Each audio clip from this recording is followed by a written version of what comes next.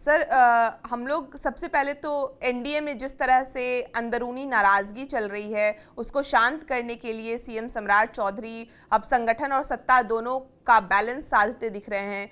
BJP विधायक संजीव चौरसिया को विधानसभा का सचेतक बनाना और जेडीयू के मंजीत सिंह को उप सचेतक की जिम्मेदारी देना सिर्फ पद बांटना नहीं है बल्कि नाराज नेताओं को साथ रखने की रणनीति माना जा रहा है।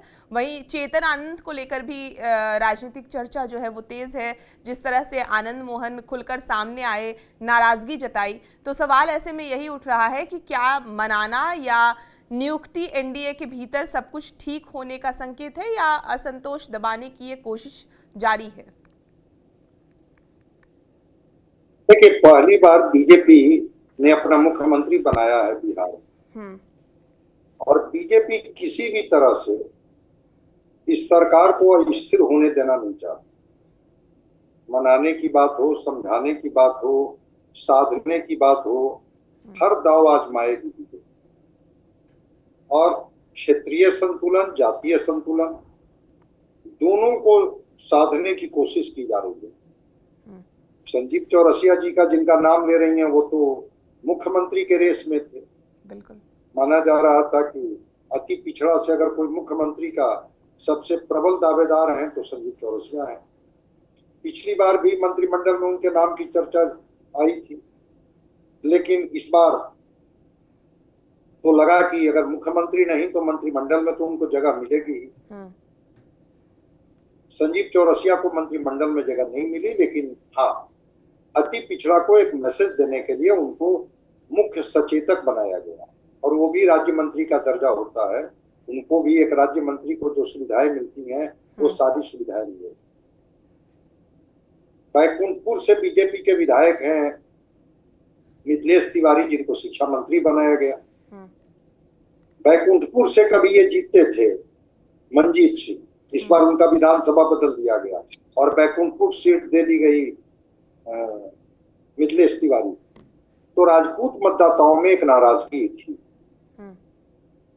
और इसकी वजह से उनको साधने के लिए इनको भी एक पद दिया गया जो उप मंत्री का दर्जा लिए हुए हैं। और आनंद मोहन के तो बयानबाजी सार्वजनिक है, उन्होंने तो खुलकर कही बात। नीतीश कुमार का ही सहारा लेकर, लेकिन उन्होंने कहा कि उनको जिंदा दफन कर दिया गया। निशान को लेकर के उनकी बयानबाजी आई थी, उप माने चुप होता है, उप मुख्यमंत्री क्या होता है। फिर उन्होंने आरोप लगाया कि कुछ लोग हैं जो नीतीश कुमार को किनारे लगाने की कोशिश कर रहे हैं और बीजेपी के हाथ में एक तरह से सत्ता दे दी। यह समाजवादियों का ये चरित्र तो नहीं होता है। और उनकी नाराजगी हर दिन खुल करके आ रही और खास करके वो अपने समाज को मैसेज दे रहे थे अलग अलग बहाने से। तो चेतन आनंद को भी जगह दी गई, तो बिल्कुल साधने की कोशिश की गई। और होता है कि जब सरकार या सत्ता में जो पार्टियां होती हैं उनके पास जो भी स्पेस होते हैं, जो भी सोर्सेज होते हैं, जो भी साधन होते हैं, उनको उपलब्ध करा करके उनको संतुष्ट करने की कोशिश करते हैं। संजीव चौरसिया और मंजीत सिंह तो मुखर नहीं थे, लेकिन आनंद मोहन तो काफी मुखर थे। बाद में चर्चा भी आई तो उन्होंने कहा कि हाँ, जब सरकार बचाने में हमारी भूमिका हो सकती है तो क्यों हम अगर इनको मंत्री बनाने की बात अगर कर रहे हैं चेतन आनंद को, तो इसमें क्या बुरा है, क्यों नहीं मंत्री बन सकते हैं। तो चेतन आनंद हो, मंजीत सिंह हो या संजीव चौरसिया, दो अगड़ी जातियों से हैं, सवर्ण जाति से हैं, राजपूत जाति से हैं और एक अति पिछड़ा से। इनको साधने की कोशिश की गई है और खास करके सम्राट चौधरी जी ने कोशिश की है कि हमारे मुख्यमंत्रित्व काल में कोई ऐसी नाराजगी भीतर से ना आए जो हमारी सरकार को अस्थिर करे, या विपक्ष को एक मुद्दा मिल जाए और कहे कि भाई देखिए आपकी नाराजगी तो साफ साफ है। तो तीनों लोगों को एक तरह से संतुष्ट करने की कोशिश की गई है। तत्काल तो इनकी नाराजगी केवल अगर एक आनंद मोहन जी को छोड़ दिया जाए, जिनके बयान हर एक दो दिन पर आ ही जाते हैं, लेकिन मंजीत सिंह और संजीव चौरसिया तो चुप हैं।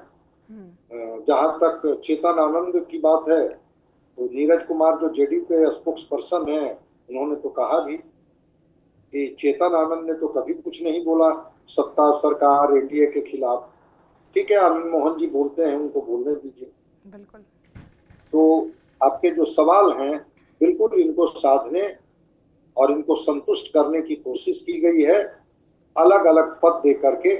देखते हैं ये संतुष्ट हैं या फिर कुछ दिनों के बाद इनकी नाराजगी हमें देखने को मिलेगी।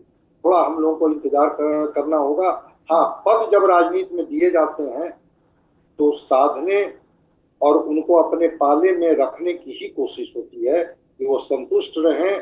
नाराजगी अगर है भी तो सरफेस पर नहीं आए, और हम उन्हें अगर अभी छोटी जिम्मेवारी दे रहे हैं तो कल कोई बड़ी जिम्मेवारी भी उन्हें हम दे सकते हैं। इस तरह से एक अपने ट्रैप में रखने की भी कोशिश की जाती है। देखते हैं, इन तीनों को तो दिया गया है जिम्मेवारी, और उस जिम्मेवारी के अनुसार इनकी फैसिलिटी भी बढ़ेगी।